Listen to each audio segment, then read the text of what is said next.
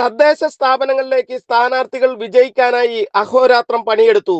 എന്നിട്ടും പരാജയപ്പെട്ടവരല്ല അവർ, തോൽപ്പിക്കപ്പെട്ടവരാണ് എന്ന് കേന്ദ്രമന്ത്രി സുരേഷ് ഗോപി വ്യക്തമാക്കി. ഞാൻ അവരെ പരാജയപ്പെട്ടവർ എന്ന് ഞാൻ പറയില്ല, തോൽപ്പിക്കപ്പെട്ടവർ എന്ന് മാത്രമേ ഞാൻ പറയൂ. തോറ്റിട്ടില്ല, തോൽപ്പിച്ചതാണ്,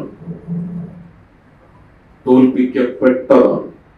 മോദി സർക്കാരിന്റെ വികസന പദ്ധതികൾ കേരളത്തിൽ എത്തുന്നുണ്ടെങ്കിലും കേരളത്തിലെ ജനങ്ങളിൽ അത് എത്തുന്നില്ല. ജനങ്ങളുമായി സമ്പർക്കത്തിലൂടെ മാത്രമേ അത് സാധ്യമാകൂ. ജയിച്ച സ്ഥാനാർത്ഥികളോടൊപ്പം തന്നെ തോൽപ്പിക്കപ്പെട്ട സ്ഥാനാർത്ഥികളും ചേർന്ന് വാർഡുകളിലെ വികസന പ്രവർത്തനങ്ങളിൽ ഇടപെടണം.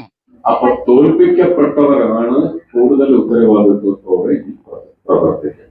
എല്ലാ തോൽപ്പിക്കപ്പെട്ട അംഗങ്ങളും ജയിച്ച അംഗങ്ങളോടൊപ്പം ചേർന്ന് നിങ്ങളെ പരാജയപ്പെടുത്തിയ വാർഡുകളിൽ ശക്തമായിട്ട് ഇടപെടലുകൾ നടത്തണം.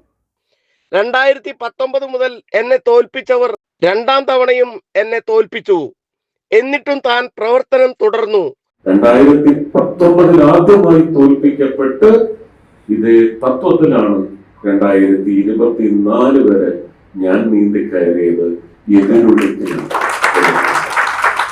ജയിച്ച സ്ഥാനാർത്ഥികളെയും പരാജയപ്പെട്ടവരെയും നേരിൽ കണ്ട് പരിചയപ്പെട്ടാണ് കേന്ദ്രമന്ത്രി യാത്ര തിരിച്ചത്.